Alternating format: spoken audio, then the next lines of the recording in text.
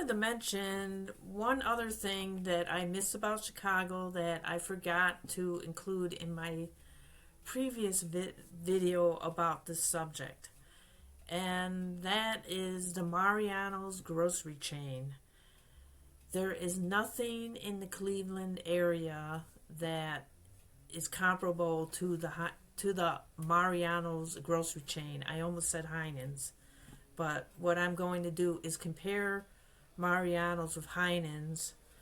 Heinens being, to me, just another grocery store, but with higher prices. I don't really find anything unique about Heinens, but then again, I did not grow up in Cleveland.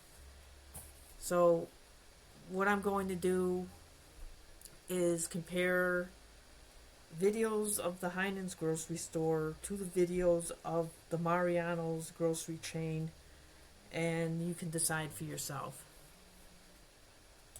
This is Heinens.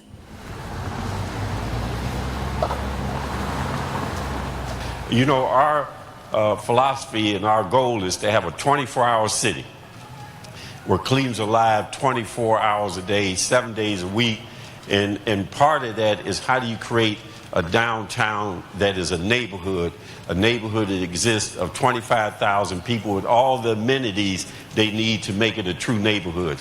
And that's why I'm going to say thank you to Heinens, because they have made that vision move further ahead along with the Geist brothers than anyone else. They've helped us to be able to say to the world that if you come to downtown Cleveland, you make downtown Cleveland your neighborhood where you live, work, play, and do business, that the amenities will be there. Well, I'm not sure who would have imagined that this venerable Cleveland Trust building would be turned into a grocery store, but I'm thankful the Geist brothers did have that imagination, and I'm also grateful that they thought of Heinens. And so thank you very much for giving us this opportunity. And this, people probably realize this building is over 100 years old. And Heinens as a company is not quite that old. We're a little over 86 years old. But the reason that we've endured just like this building has is because we have great people. And if you look a little bit around the second floor here, it's because of all of our people who made this happen. So I thank all of them for turning this gem of a building into a grocery store, and hopefully into a grocery store that everybody's going to want to come to every day. 30, 60 cuts at a fork. So nothing special to me. Doesn't do it for me. So the next video about Heinens.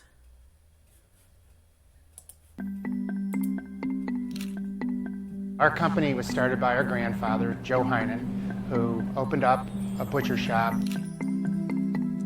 He always had a dream and a vision that he could be more than just running a butcher shop. So in 1933, he opened up the first supermarket in Cleveland. I think in many ways he was the classic entrepreneur. He was all into fresh. He had a person go down to the market every day and buy the produce. So he was very attuned to the quality part of what he bought. The whole premise of having the best available food and really creating an experience where your customer wants to come back has always been at the forefront of what Heinen stood for. I think it goes back to Mr. Heinen Sr. He wanted our customers to receive the very best, and he went out of his way to do that. Today, people want organic, they want good produce, they want the good meats, and I think we provide that service. Down here at the Warehouse 1, we have Central Bakery, we have Central Meat, we have the Sausage Kitchen and the Salad Kitchen, we have Dairy and Freezer. We have several different salads. This one right here is our Greek salad. We prep everything the day before. Quality. That's the name of the game. Heinens has always been focused on service and quality. We've never deviated really from the basic principles my grandfather started with. If you don't have the quality, you're not going to have your customers.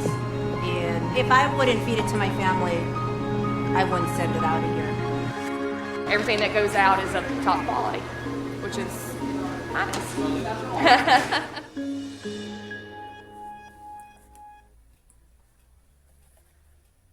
Now let's compare that to Mariano's. Little Wayne bite, just a little taste of this and that. You know, grocery stores are pretty cool. They offer so much stuff. Hey, from canned goods, produce, meat, dairy, salad bars, even prescriptions and cookware. But one chain in Chicago goes a step further. Many of the Mariano stores have live music, and some actually have a bar in the grocery store. This is Mariano's on Lawrence Avenue in Chicago's Ravenswood neighborhood. And you can belly up to the bar with Jay. Hi, Jay. And have one of their daily special $2 pints or $3 glasses of wine. Or you can pick from a short list of mixed drinks and higher priced beers and wines too.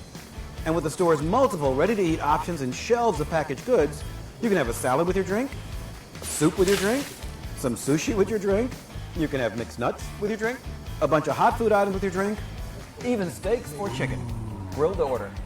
Or just music with Jay with your drink. Hi, Jay. Some people sit and have a drink. Some people shop and have a drink. Yes, that's a thing. Some people shop with their kids. They really need a drink. Now, Mariano's does this because they can. It's a way for you to try their beers and wines. They'll actually purchase them and take them home with you. Oh, yeah. Their liquor department is huge. So if you're thirsty, check out Mariano's on Lawrence Avenue. But just so you know, they don't do shots. But maybe they should. Just saying.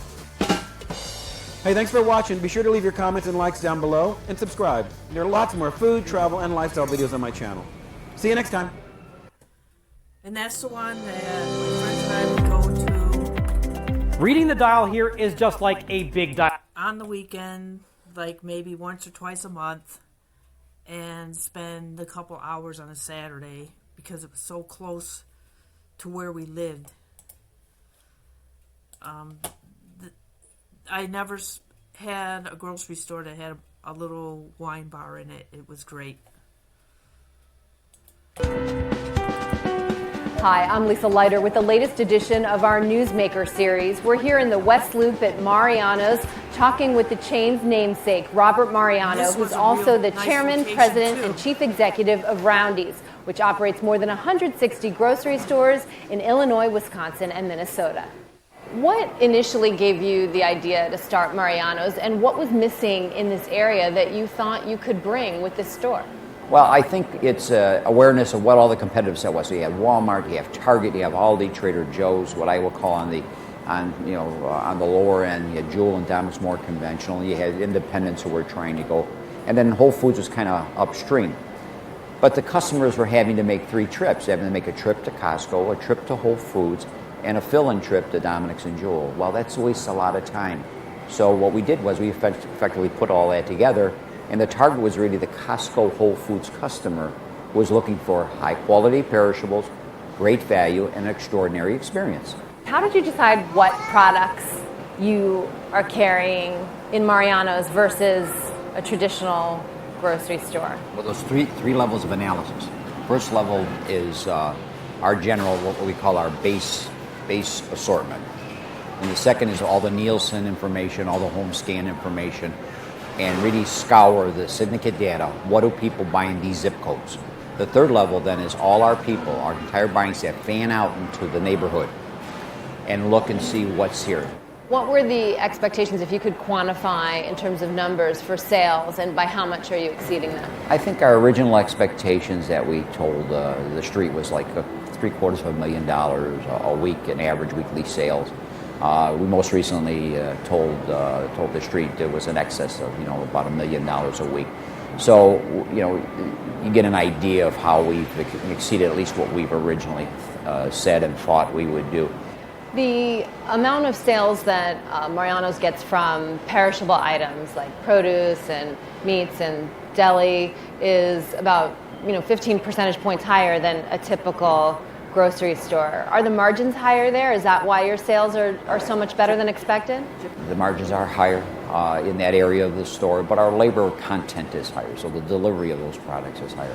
And so we want to make sure we offer them a wide array of opportunities for what's for dinner.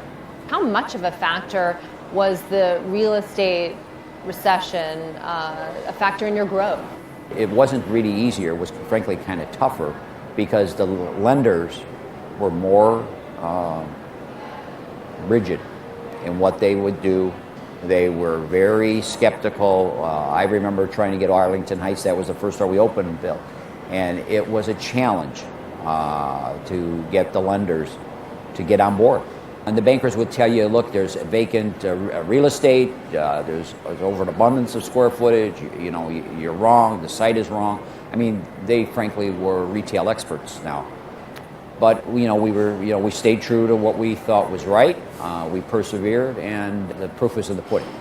Analysts have raised the question about whether there might be a potential deal with Dominic's down the road to take over some of their locations as they contract. Is that something that is interesting to you? Well, as you could tell, we took the store at Roscoe and Western, and then the second former Dominic store in Hoffman Estates. We also took at end of lease. So as good locations, and to be sure, Dominic's does still have some very fine locations in the Chicago metropolitan market. If those become available, would you be interested? Absolutely.